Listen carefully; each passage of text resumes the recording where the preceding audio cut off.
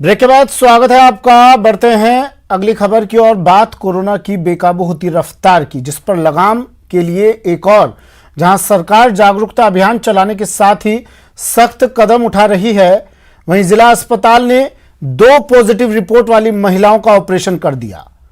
हैरान करने वाली ये रिपोर्ट करौली से आई है।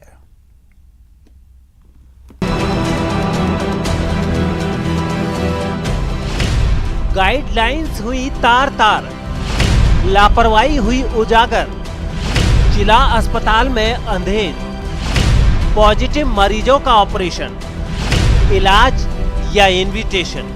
सेम डे रिपोर्ट पॉजिटिव आई है और उसका ऑपरेशन कर दिया, तो क्या इतना वेट करना भी आवश्यक नहीं था उसका?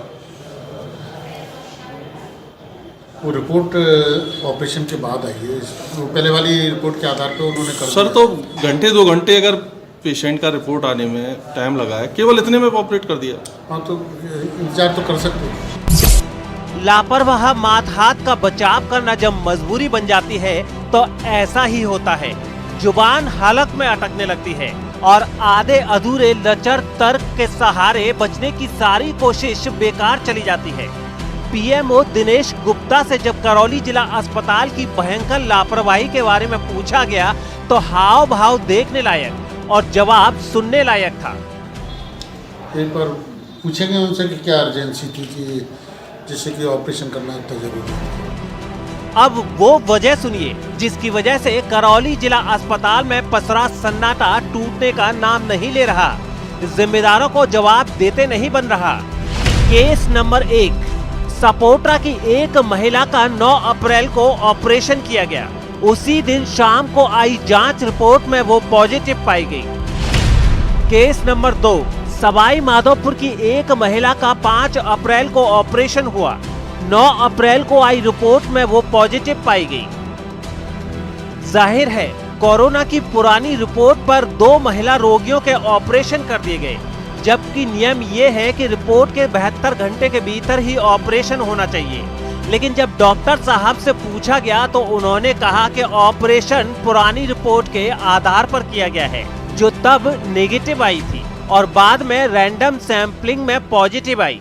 ऑपरेशन से पहले की जो रिपोर्ट है वो दोनों पेशेंट्स की ही नेगेटिव है। नेगेटिव के आधार पर उन्होंने ऑपरेट कर दिया और उसके बाद रैंडम सैंपलिंग की गई तो रैंडम सैंपलिंग में वो दोनों पॉजिटिव पाई गई। ऑपरेट की गई महिलाओं की रिपोर्ट पॉजिटिव आने से अस्पताल प्रशासन में हड़कंप मच गया। आनन फानन में पीएमओ ने ऑपरेशन थिएटरों को बंद करने के निर्देश दिए। थिएटरों और वार्डों को सैनिटाइज करने के आदेश दिए गए और ऑपरेट करने वाले डॉक्टर से जवाब तलब करने का भरोसा दिया गया। लेकिन क्या उनका ये भरोसा उन हजारों लाखों मरीजों को आश्वस्त कर सकता है जो जिला अस्पताल में सेहत की दवा लेने आते हैं, जहां भगवान रूपी डॉक्टर उन्हें जिंदगी देते हैं, लेकिन जिंदगी देने वाला भगवान ही ऐसी घातक भूल कर जाए तो इंसान फिर कहां जाए। न्यूज 18 राजस्थान के लिए करौली से धर्मेंद्र शर्मा की रिपोर्ट। मरुधरा में कोरोना बेलगाम हो गया है। ऐसे में भरतपुर नगर निगम ने शानदार पहल की है। रथ के जरिए रोको टोको अभियान चलाया है और चिरंजीवी योजना के बारे में भी जागरूक किया जा रहा है। ये रिपोर्ट देखिए।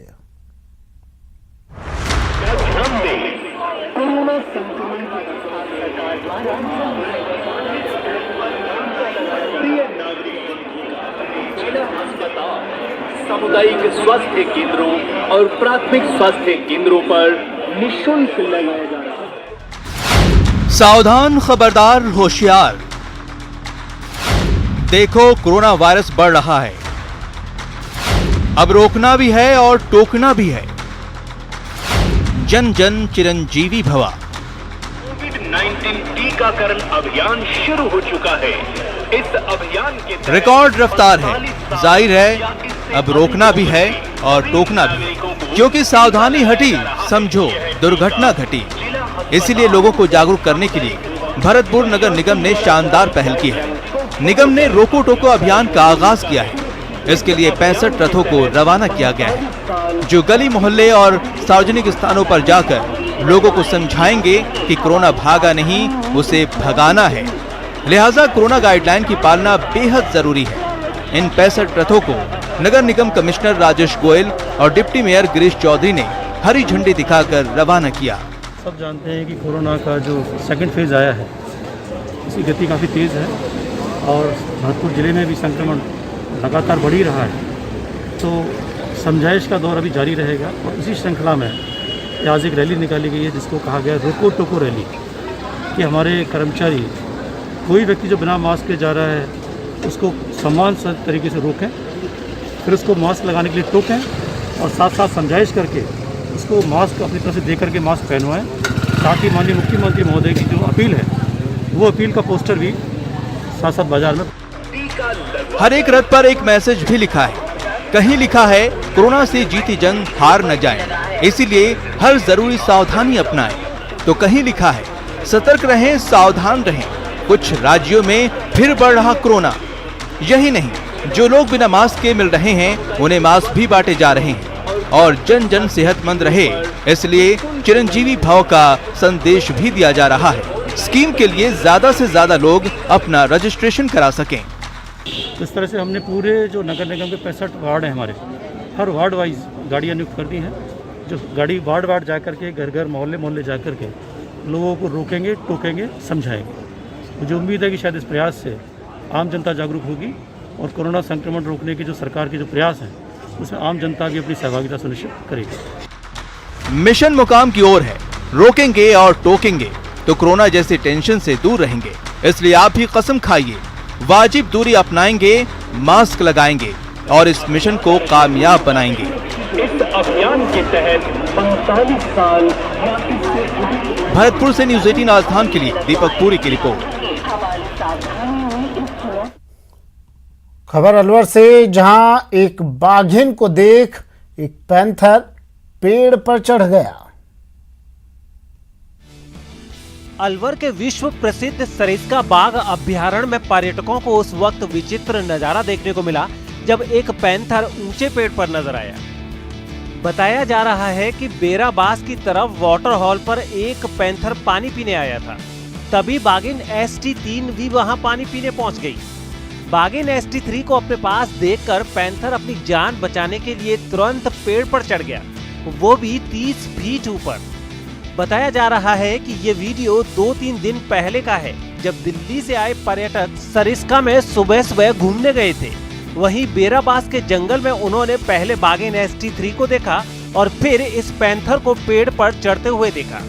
पैंथर के पेड़ पर जाने के बाद बाघिन ने कुंड से पानी पिया और फिर वो वापस जंगल के अंदर चली गई। खास बात यह है कि बाघिन के वहां से चले जाने के 20 मिनट बाद तक भी पैंथर नीचे नहीं उतरा और इस दौरान वहां मौजूद पर्यटक उसका वीडियो बनाते रहे। वही वीडियो अब सोशल मीडिया पर खूब वायरल हो रहा है। फिलहाल इतना ही, दीजिए इजाजत, नमस्कार।